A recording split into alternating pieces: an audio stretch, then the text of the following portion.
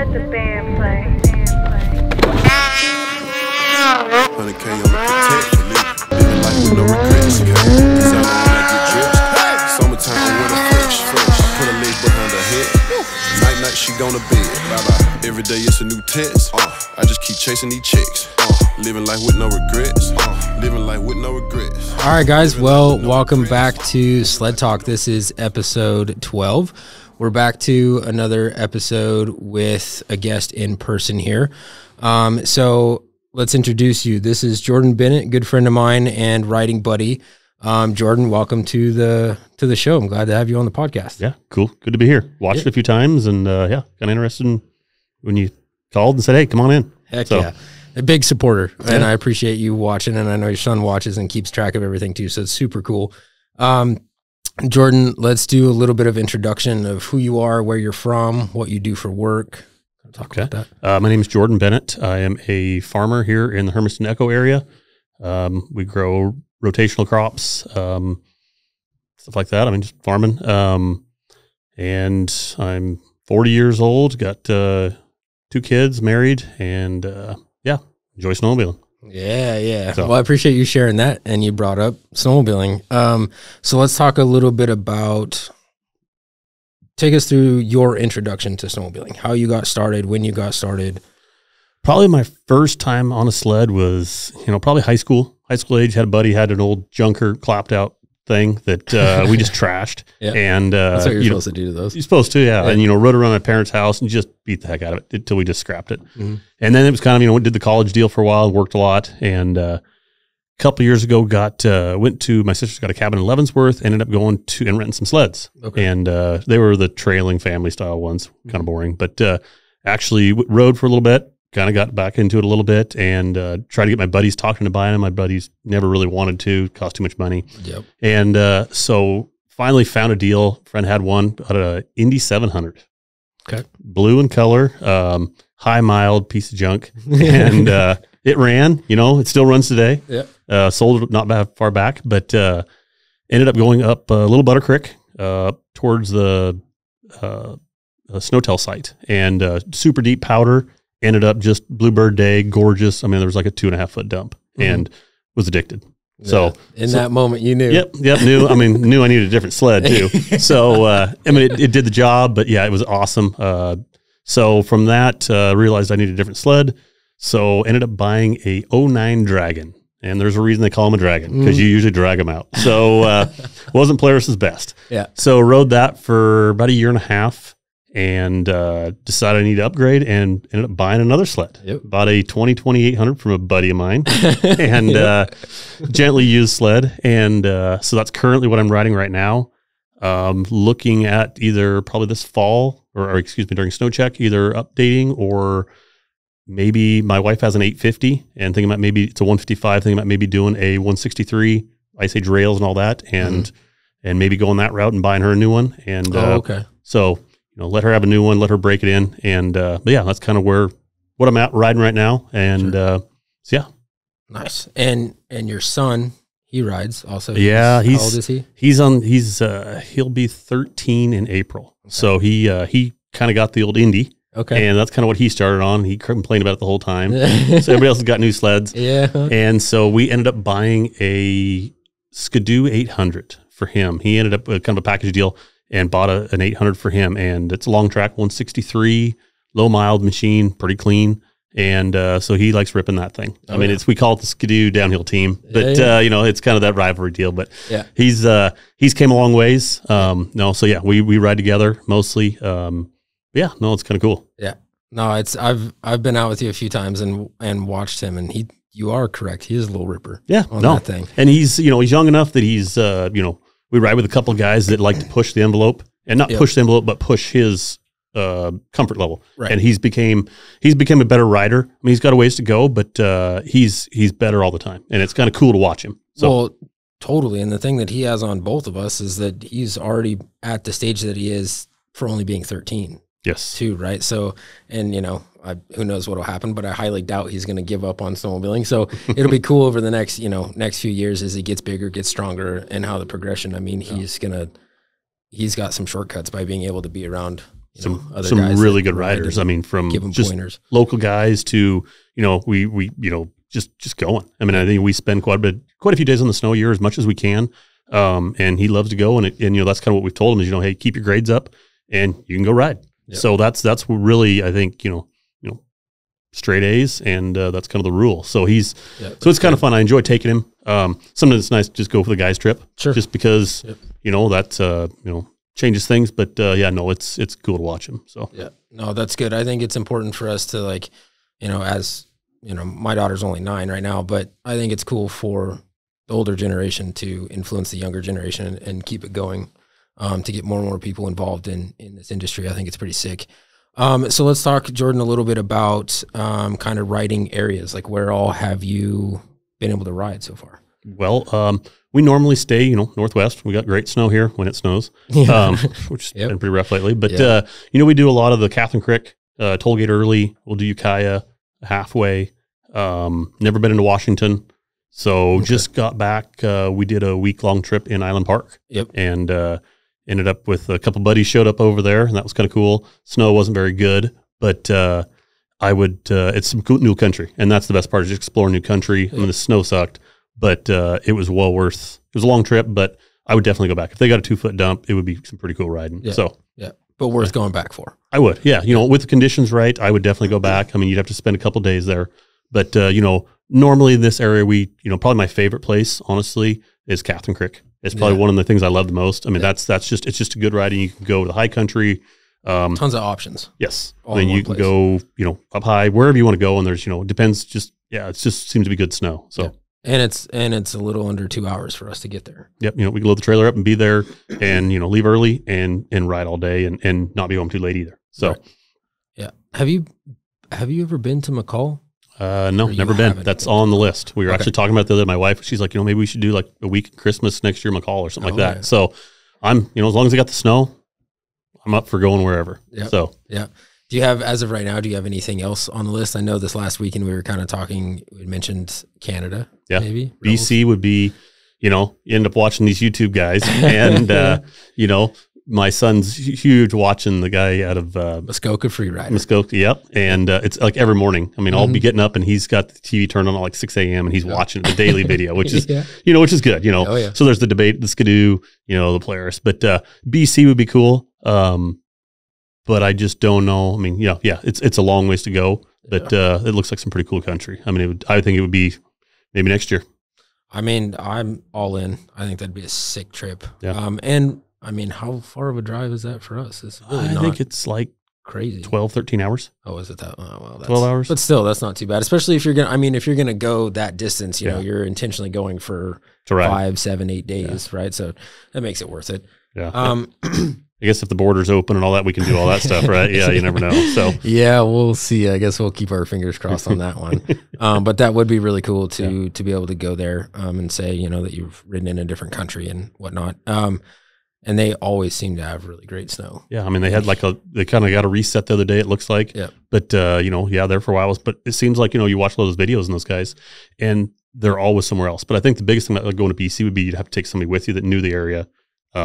Just because, like, when we were in Island Park, we kind of knew a couple guys there, but, the snow wasn't great. So nobody really wanted to go riding, which I don't blame them. Sure. And so we just kind of toured around, and we found some good areas, but it's always good to go with somebody that knows where you're going, just to find those new zones and spots to ride in. So 100%. So makes it a little better.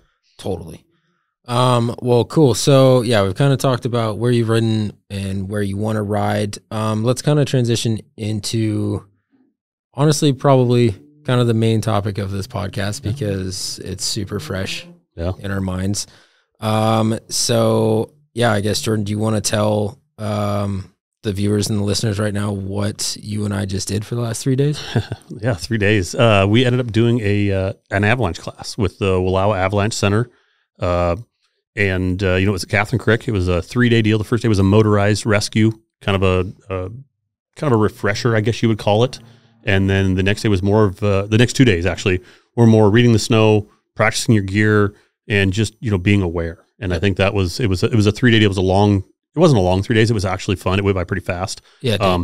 And it was it was kind of an eye opener, honestly. And I don't think we're getting into spots, that you really we have to be aware. We need to be aware of it, but it wasn't to, you know, where we normally ride, but I think it's just something you got to think about. I mean, you know, especially like where, you know, my son goes with quite a bit, you know, and he's got a pack and he's got a beacon, but I mean, I've got all that stuff, but I don't know how to use it. I didn't until this weekend. And I feel, you know, for a lot of these guys, you know, younger guys, even guys my age, my buddies, you know, having that gear, knowing how to use it is pretty key. I mean, that's because things happen real fast, and you know, it could happen at any time. Yeah. So I mean, it kind of all depends on where you ride, but I look at it more so as like, it's honestly not a matter of if, it's more of a matter of when. Yeah. Just because the reality of like some of the areas that we do go, and then also a big topic throughout this weekend was the reality of the advancement in the sleds. Yeah. Right. Like a factory turbo, that sled's going to go places, right, where probably you shouldn't be going. But the reality of it is that when somebody has a sled like that, it just builds that much more confidence in the rider with what they can do and whatnot. And so that can lead to potentially getting into areas where you realistically should not be. Shouldn't be, or shouldn't be, or just, you know, on the wrong conditions. Right. You know, on those days where, you know, kind of like right now. I mean, if you look at the forecast and, you know, this morning sitting there eating breakfast and what am I looking at? You know, the forecast for the Avalanche deal. Yeah. And I mean, that's, you know, just that stuff like that you really need to, you know, and some people may say, yeah, you know, we don't need to worry about it. But I still think, you know, at least for me, and, you know, like we've talked about, you know, a lot is, you know, say we go riding, you know, and I ride with you or whatever, or the crew we kind of ride with, and we go up and it's one of those days where it's just bluebird, just got a big dump of snow, and we get ourselves in a situation. And, you know, I feel comfortable riding with you because you took the class, you at least have some ideas of how to make it work. And, you know, some of the other guys I ride with maybe aren't willing to do that. And, you know, do I really want to ride with them? I mean, I still ride with them, but, you know, you still want to have the guy have your back a little bit, you know, in case you get yourself into that situation. And I think after this weekend, you know, like riding with you, I feel pretty comfortable. I mean, we work together quite a bit on teams, and, yeah, it was buddy system. And that's, you know, there's some things you need to really pay attention to and just in case. Yeah. So, yeah, well, you just unpacked a ton of stuff there. So let's pick on a couple other things and go a little bit deeper. So, yeah, so let's take day one there. It was Avalanche Rescue Course, right? By the Wallowa Avalanche Center, but it's also partnered with, I believe it's pronounced AIARE. Yes. Right. So it was the AIARE Avalanche Rescue. And then the second day, so Saturday and Sunday, were both AIARE Level 1 motorized avalanche training, all put on by the Wallowa Avalanche Center. And so let's talk about day one. So day one, there was a group of, there was probably 25 of us. Yeah, 25, yeah. 25 of us. We had split into two groups, and there was 2 to 3 instructors or so per. Had, Victor, Kelly, Kevin, and Aaron, yeah. And then there was, on that first day, he wasn't in our group. I think his name is Caleb. I think he was another forecaster. Okay, that's right. He was with Kelly most of the time, I think. But so that first day was all pretty much focused on, you know, what happens when somebody is buried. Yep. In an avalanche. How do you find them properly, quickly? Yeah. And how do you probe for them? You know, how do you find them with the beacon or the transceivers? Yes. And then how do you properly probe, and then how to properly dig as well, right? And so, yeah, one of the biggest first things that we did before we even left the trailhead was do all the gear check, right? And know your gear. We all have everything, right? We have the transceiver, we have the probes, we have the shovel, and we both have the climb airbags. Yep. And, you know, I've had that bag for the last 2 seasons. Yeah, this would be my second season with one. Yep. So, and I've deployed my bag just to try it out and see, you know, what it was all about. But I've never even taken the probe out of my backpack before, not even to like check snow depth or anything. And then the shovel I've never even used, because I just keep a specific shovel like on the sled for digging it out or whatever. And then the transceiver, like I always understood that there was a transmit mode and then a search mode, right? But never once did I ever do a check, right? Never had to use it. I mean, that's got the gear. Yep. But and that was one of the biggest eye openers for me, was like, all right, well, you take all those things that you just mentioned. That's 1,500. Yeah, 1,500. I mean, the climb beacons, backpacks. Yeah, what, $1,100. So beacons, 300 probes or whatever. I mean, you know, it's snowmobiling, and everybody that's probably listening knows that if you're going to ride snowmobiles, it's not a cheap hobby. No. I mean, it's probably the worst investment you could ever have, but it sure is fun. Yeah. So, I mean, that's smiles per mile. Yeah, well, 100%. But it's just interesting that, okay, you know, you and I can go off, and all of us can go off and spend that kind of amount of money, and then we go to that thing, and we're both standing there like, how do, you know, what do we do? I mean, we kind of have an idea, right? But then they start unraveling and taking us through things, and you and I were both like, oh, well, yeah, I mean, no idea. We can all turn them on, you know, battery checks, you know, and stuff like that. And it's just the little things. And it's honestly not that hard to do. It's just making yourself do it every time. But just those guys training us, you know, Kelly and Victor they were awesome. Awesome class. You guys did a phenomenal job. If you ever watch, it would be, it's tough to do that. But just, you know, the little things like, you know, one of the guys that was there, you know, everybody has their BCA probes or whatever have you. Yeah. You know, they come in little cute little packages, and it was funny. I think it was the sheaves. Yeah. And so it was funny. The guy, the second day, he's like, it was Aaron that said this. Yeah, he kind of busted my butt about it. And he's like, you know, I'm over there fiddle farting around trying to get my probe out and all this. And he's like, take that thing and just throw it away. Yep. Throw it in the trash. Throw it in the trash. Yeah. Get rid of the little side compartment. And you just, you know, cause it's all about timing, you know, how quick time is, you know, that can mean your buddy's life. Yep. So, you know, and that's probably leading on, but you know, that's pretty key. Yeah. So, but yeah, the first day was, you know, more of just, you know, how to use your gear. Yep. You know your gear, know where it is, know where your buddy's gear is. Just, you know, be a little bit more proficient with what you've got and be able to, you know how to use it. Right. So, yeah. So, and we did several like drills. So the instructors would take a backpack with a transceiver in it and bury it somewhere in the snow. Right. And then we would do a mock-up of like the path of the avalanche and where it was. And then we would do, you know, it was depending on how many people are buried and how many people are in our group to use as resources, right? If it was just you and me looking for one person, if it was 4 or 5 of us trying to look and figuring out how to, you know, decide who the leader is and communicate amongst everybody to strategically search with the transceivers, looking, you know, in the paths.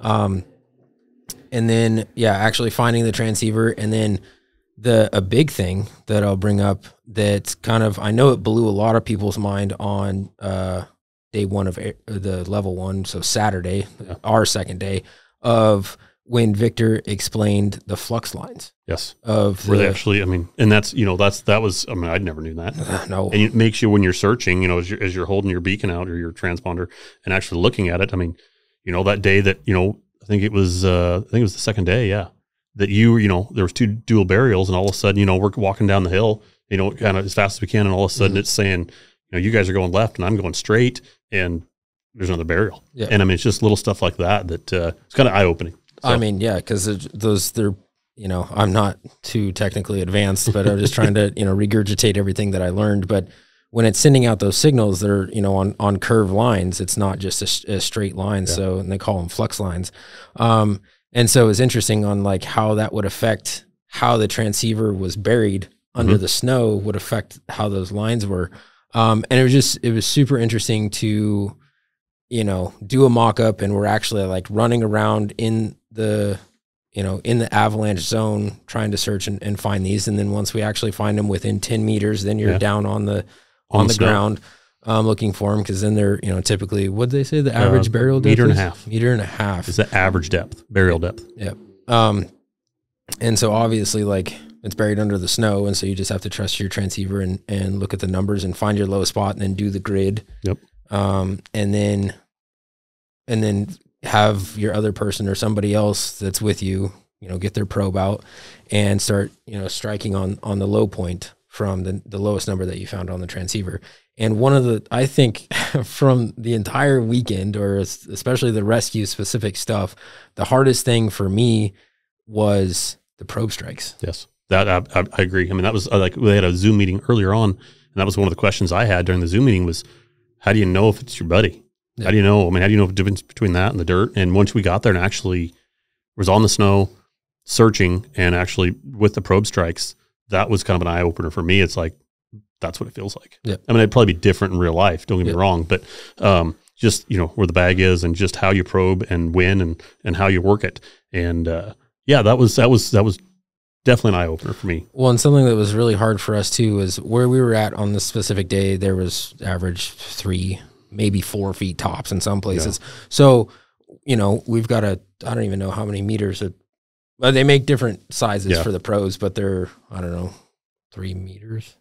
I can't remember what the heck it was. I don't know how tall the pros are. They're probably 8 feet tall. Yeah. So a lot of times the snow's so shallow, so we were hitting dirt. And a good point that Aaron brought up was that it may seem kind of funky, but the dirt is actually at 32 degrees. You would think that it's frozen, but it's not because of the insulation from the snow. So when you stick that probe and you're hitting that dirt, it creates like a suction, which can, you know, until you run enough reps doing it, it can seem kind of confusing because it's kind of soft and squishy. So it kind of can potentially feel like a bag or a body or something like that. But with that being said, though, once you actually do hit the bag or a body, you can really tell the difference. But it's so tricky. I mean, I struggled with that more than anything else I did all weekend, I think. I think so. I'm probably the same here. I mean, the beacons, once you kind of get the idea of it, it's not simple, but you know, it's there. Yep. But you know, when you start having to do probe strikes and you're, you know, like a mock-up deal and you're in a hurry and you're trying to get out and you're there and, you know, not just taking that probe and just like probing straight into the snow. It's not like you're just standing there, just probe, you know, you want to be, you know, 90 degrees to the slope and finding that and just working with it. And it's all just slow and steady and, you know, working that. And it's funny because they call it basically like a cinnamon roll where you just kind of work your angle in a circle until you find what you need to find. Yep. And, you know, being, you know, and I think, you know, Victor was really good about it. He's like, you know, you guys, when we were doing it, you know, everybody's kind of getting wound up, you know, and it's probably different in an actual deal. Oh, He's like, you know, calm down, you know, just focus on that and don't get discouraged if you don't hit something, you know, get your probe out and keep working with it. So that, it was interesting. I mean, I was, you know, I was impressed. Yeah. So, well, and you brought up a good point that I want to touch on again. You said slow and steady, right? Because a big thing to think about is, like, of course, obviously in the real deal, you're freaking out, adrenaline and all that kind of stuff. But something to think about the importance as to why Jordan just said, you know, slow and steady and make sure to take your time to get the proper probe strike, because let's say you get a strike and you think it's your buddy, and then, all right, get your shovels out, start digging, and then you waste a bunch of time digging, and then you just hit a rock or soft spot or a branch, which you can probably tell the difference. But yeah, I mean, because, you know, that's what, and I don't know exact timing, but, you know, they said, you know, anything over about 10 minutes. Yeah, it's not like, looking good. You've got like 14 minutes, I think. 14 minutes. Yeah. But I mean, that's pushing it a little. And I mean, if you're moving, I think they said 1.5 meters, if you actually dig the right style of pit, what was it, close to 2,000 pounds of snow? Well, or maybe he said 2 tons, didn't he? Maybe it was 2 tons. I can't remember. We'd have to, 2 tons. But that's a lot of snow. And I mean, everybody thinks, you know, you're digging snow in your driveway, you know, cleaning your sidewalk off or what. Yeah. It's a whole different deal. I mean, you know, they said, you know, I've never been in one, but the snow was pretty compacted. I mean, it's hard work. Yep. It's very hard work. And I mean, and I think, you know, there's a way to do it too, you know, work, especially if you got a buddy there. If you got a buddy system, you can actually work to actually get rid of that snow. It's not like everybody's standing right up at the front of that probe just going like crazy. Right. You know, you're kind of working as a program, as a team. Yep. So. In a funnel. Mm-hmm. Yeah, so that whole first day was geared, for the most part, pretty much around that. So then let's go into day 2, which was day 1 of the AIARE level 1 motorized training. And so the first half of that day was focused right around the rescue stuff, right? Because so Saturday, the second day, day 1 of AIARE, was a whole new group. Yes. You and I were the only ones there that had been the first day class. To the rescue one that were doing this, because a lot of the people that were in the rescue class had already taken the AIARE one the previous year, right? Yes. So day 2, we'll just call it Saturday, with a whole new fresh crew and of people. And so the first half of that day, like, we went through all the gear and the transceiver checks and all that kind of stuff, and then we went right into focusing on rescue scenarios. Yes. So it was good for you and I because it was a refresher, because we had just done a bunch of that the day prior. So when Victor and Kelly were talking about it, they weren't speaking Chinese to us because we kind of had an idea, right? That's what we said when we were there. We kind of had an idea of what they were talking about, and so it was really good to just help ingrain that right back into us. And then the second half of that second day, this is gonna drive me nuts. The second half of Saturday was reading snow. Yeah. right? So they dug a big snow pit. They dug a pit. They had a pit dug, and actually getting out there, and then we ended up having to dig our own pits as groups. Yep. And but they had one main pit dug, and they actually went through the certain layers of snow, like what we've had. So like in the Catherine Creek area, January 6th was January 20th. It rained a bunch, and that level of ice was just so prominent. And so you're doing there's the fist test, the forefinger test, the finger test, the pencil test, and the knife test. I've got all this stuff right. I mean, they're gonna be like, right. I did learn something. Yeah. Well, but, it's even helping ingrain it in our brains as we're talking about it right now too. So, but yes. But actually getting them out there, and then they actually did, actually showed us how that works, and and that was kind of an eye opener too. And then we actually we dug our own pits, and they weren't as pretty as theirs, but they worked. Yeah. But so we got doing it and made each one of us get down in the pit and actually do the test, the fist test, the forefingers, the finger. And that was pretty prominent. I mean, it's amazing what that difference is. And we were up there riding on the 6th when it was raining, when it had that crust there, when it was happening that day. So it kind of makes you kind of look at it and go, oh, okay. And I think that's where they really bring in, knowing the snow, knowing the conditions. And it's not so much for like the day we were up there, but say they get, 2 feet of snow, and in the future, what's going to happen the rest of the season. Yeah. So. Well, it was something super interesting for me, growing up around snow and living in Montana and always being obsessed with snow and winter and the cold and snowmobiling and all of it. Like, I couldn't believe how little I actually knew about snow, and the different, like you said, the different levels and how the snow bonds and how the wind affects it and the rain and more snow. And I mean, there's so much science to it that I just had no idea, that just kind of really ingrained in my brain, as well as yours, I'm sure, is just the importance of understanding the snow conditions and how everything affects it. So the importance of looking at the forecast and looking back a few days, if not weeks, because you said, if we, and correct me if I'm wrong, but like over the next week or 2 weeks, if we were to get 2 feet of fresh on top of those crusts and the current level, like it's kind of Victor? What do they call it? It was Avalanche sandwich. Avalanche sandwich, and it's not good. Set up perfect for it right now. And I mean, but that is, something that, we learned. And I think that I grasped that quite a bit, and it was kind of interesting, and then we got into the second day, and we got a little bit more into detail of that amongst riding and going to the jungles and all that fun stuff. That was awesome. But, I actually got the microscope out and actually looking at it as, everything's a snowflake. But it is when it falls out of the sky. But once it actually, if we're not getting more fresh snow on it to insulate it, what it does to that snowflake and how it won't bond, and it never will bond. It could eventually, but it probably won't with the conditions. We've had a bunch of high pressure, and it's just not gonna. So it just makes it unstable snow, and just maybe if we do get some snow, knowing what's there. Yeah.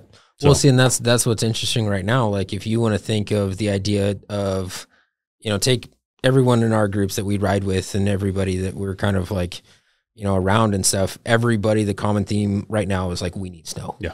We, everywhere, the whole West, Pacific Northwest, everywhere needs snow right now. But it's interesting to think about how, without being exposed to what we were this weekend, we're all sitting here for the last few weeks, no snow.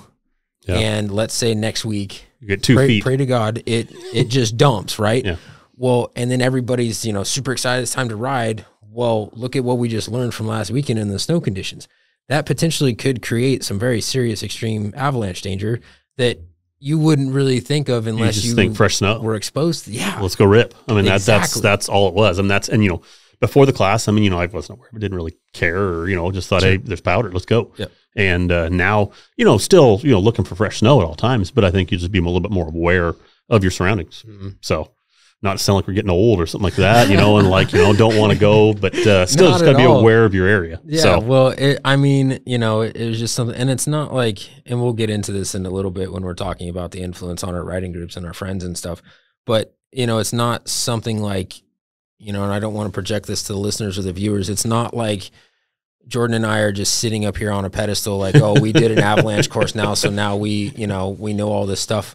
That's not it at all. That's not the case. It just like, this stuff is so important and crucial, and it's just a reality of our sport and what we're doing and where we're going. And so like, I cannot, it's been 2 days since the event, and so I'm still digesting everything, but I cannot stress enough the importance of getting the awareness and the knowledge and getting exposure to this stuff, because like, oh my gosh, like we were there with individuals that have been buried in avalanches, have been, in avalanche rescues, and have also dug out a friend that didn't make it. Yep.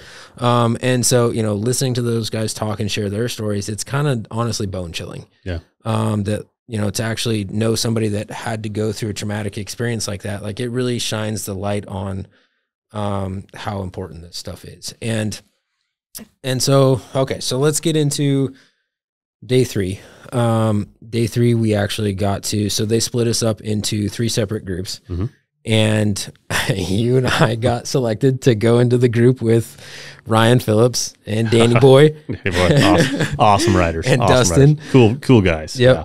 100%. And then I think his name was Andrew from Boise. Yeah. He was in our group too. Pretty good riders. And then we went off with Victor, and we made, it was all kind of about a realistic riding situation of going out riding with your group, looking at the forecast, looking at the zones, looking at the weather, and making a plan for the day on where we're going to ride. Where are we going to ride? Where are we not going to ride due to avalanche forecasts or the weather or whatever it may be? And then also, like, when you're out there riding, we worked on doing lessons on managing the group while we're out there, because times are changing. You could get 6-8 inches of snow while you're out riding that could change the effects, in real time. So that was super interesting to be able to apply, the 2 previous days and put it all all together in a realistic riding situation. So we went to multiple different areas, checked out a bunch of different slopes and potential, avalanche areas, looked at some cornices. And so it was pretty interesting. I thought it was really cool to engage with the group and, take a couple seconds to talk about where you're at, where we're going to go, what the plan is. And something that was kind of interesting, and I think you were sitting there right beside me when I said it, but we pulled up on that big bowl before we went down in there, and Andrew and I had to kind of make a plan and then tell everybody what the plan was.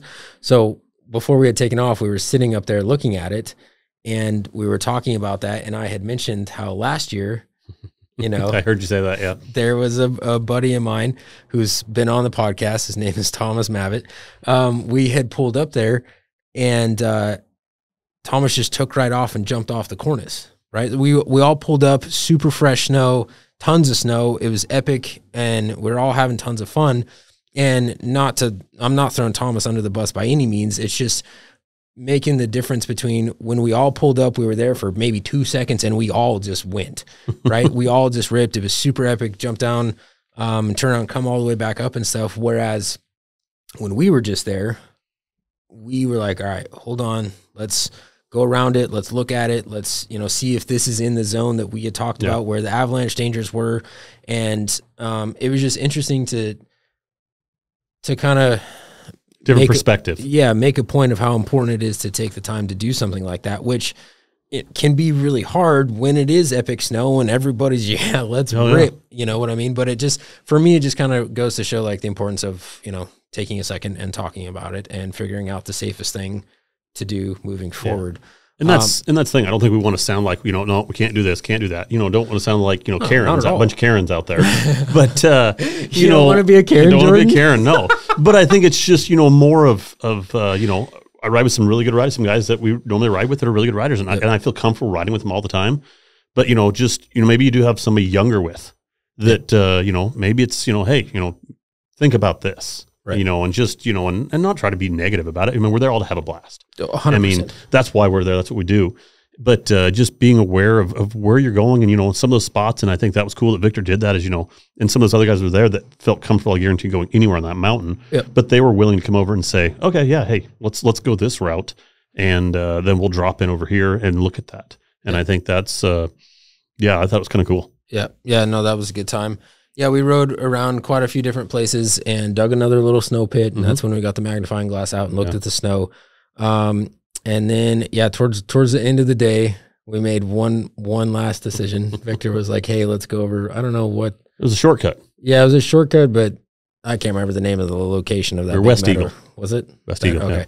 Yeah. And so I thought it was cool that Victor had selected Ryan Phillips to be the leader and find a place, and so. they had all been there before, so they kind of knew where they were, but different snow conditions, and they would go down through this draw in different places depending on the snow or whatever. And so I think Ryan went down and Dustin went down first and radioed back up to us. We were still up on the hill, you, me, Andrew, Victor, and Danny. And they had radioed like, yeah, there's definitely some steep stuff. You're going to have to side hill and whatnot, but I think it's fine. And Danny took the moment to be like, hey, are you guys like comfortable with this? Do we need to go around a different route? Which I thought was cool because, you know, this is the first time I had met Danny. But I've followed him and Ryan, and I know that those boys get into some stuff. They get into some gnarly situations, but it was still really cool to have somebody like that to be able to, all right, stop, you know, let's talk about this. Are you guys comfortable with this? To which, you know, you and I were both up for the challenge. Yeah. No, that's the only way you get better is by trying harder. I mean, that's, you know, it was, you know, I kind of look at it, I'm like, oh man, you know, probably my week is side hill. I have a hard time sometimes, and you know, not much, but I'm going to got around fine. But unless you push it a little bit, you're never going to get any better. So, 100%. Yeah, we dropped down in there. I'm like, oh boy, what do we get ourselves into? And I'm looking down. I see your sled roll twice. I'm like, let's go for it and see what happens. And we got down to the bottom, crossing the trees, through the creek, and all this, you know, just a jungly looking thing. And it wasn't bad for them. And we get down, and I pull up next to you, and you take your helmet off, and just steam just boiling off your head. And I'm like, yeah, that was fun. They're like, you guys, it was awesome. Yeah, it was cool. I had a blast. Same. You and I were both sweating, and everybody else was just like chilling. Yeah, that's okay. I was like, oh my gosh. But no, you know, I've been in some steep stuff, and you know, I love to challenge and push myself too, but that was super cool for all of us to move through that as a unit.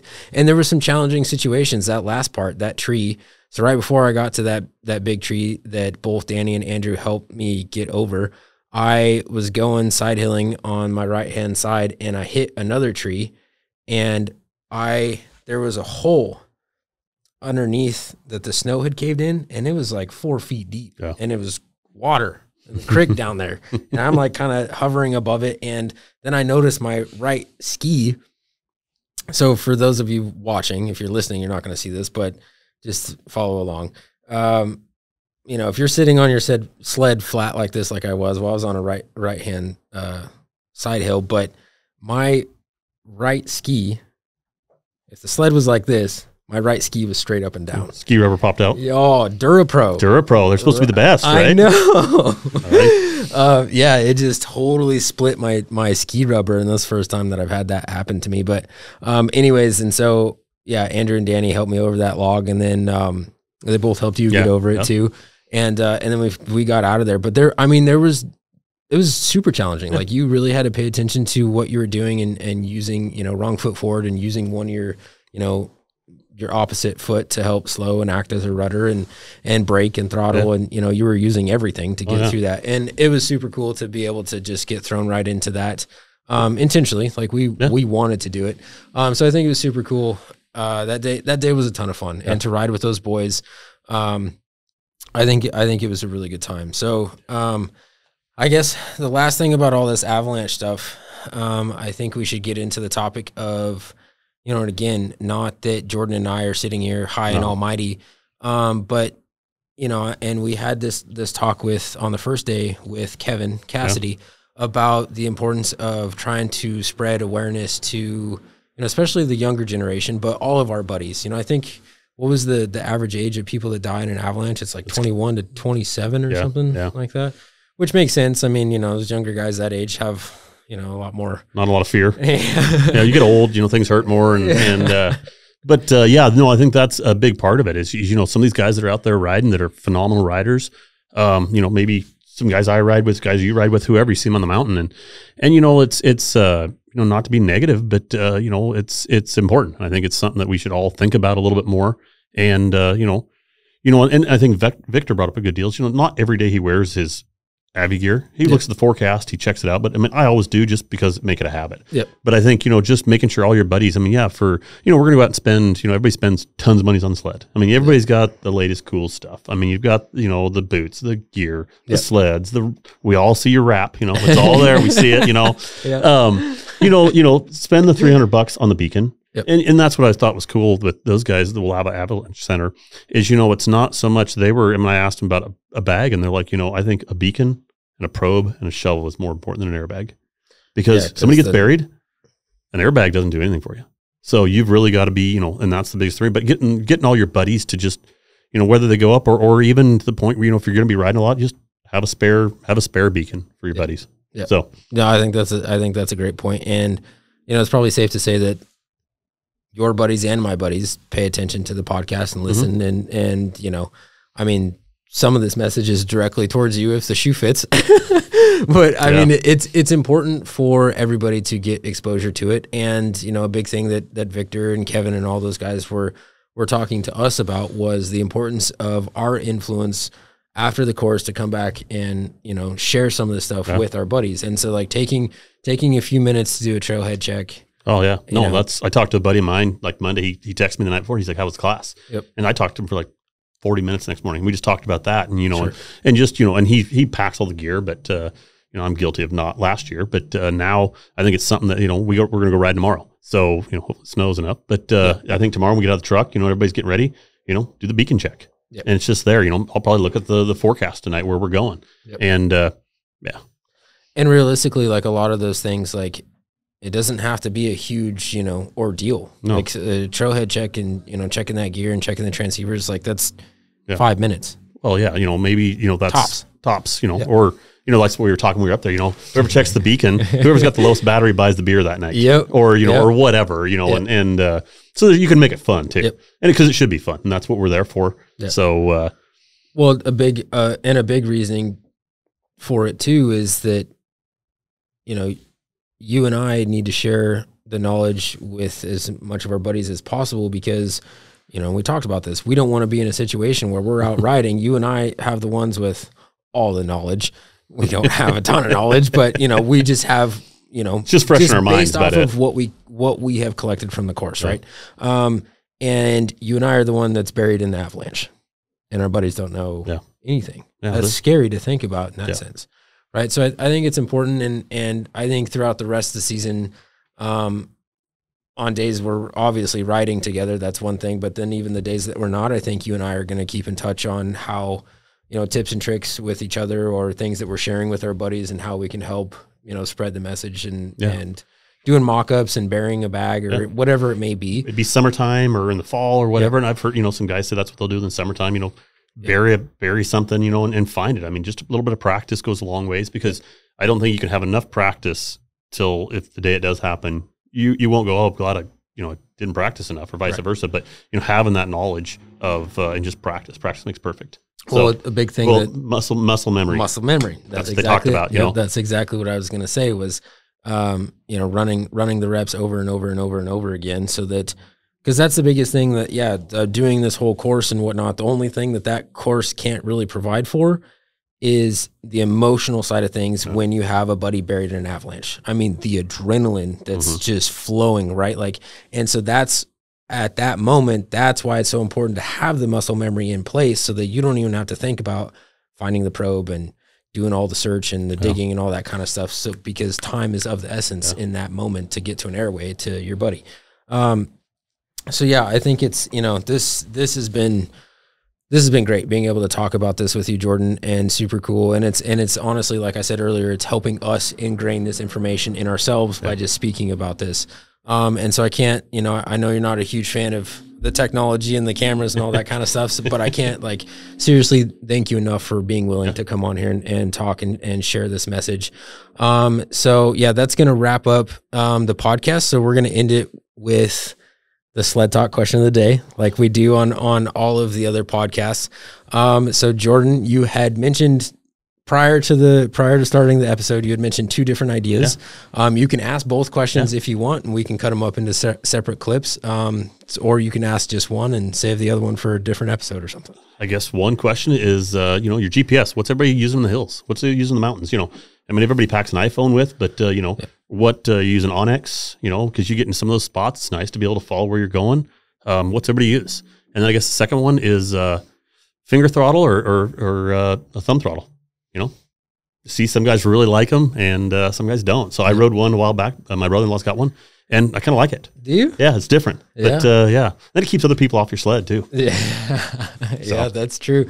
I've seen them and been around them and stuff, obviously, but I've never tried it myself. I'd be interested in trying that. So yeah, for you guys that are listening and watching that, please comment below with, what kind of GPS setup do you guys use? And then the second one, thumb throttle or finger throttle. So comment below. We definitely, we take a look at all those comments and love your guys' feedback. And we genuinely want to know what you guys use, especially for the GPS thing, because you might use something that Jordan and I aren't aware of, and we could, learn something, and maybe it's a really cool product, and, we might be interested in it or something. So yeah, leave your comments below. And so, yeah, we'll wrap it up with that. If you guys are watching on the YouTube channel, please smash the like button, subscribe, hit the notification button, all that good stuff, because we're releasing these episodes every single Friday at 7 a.m.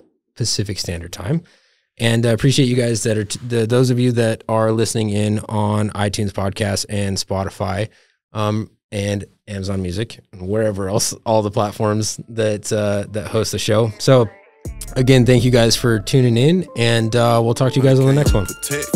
Living life with no regrets. I can't designer when I get dressed. Summertime on winter fresh. I put her legs behind her head. Night she gone to bed. Bye bye. Every day it's a new test. I just keep chasing these chicks.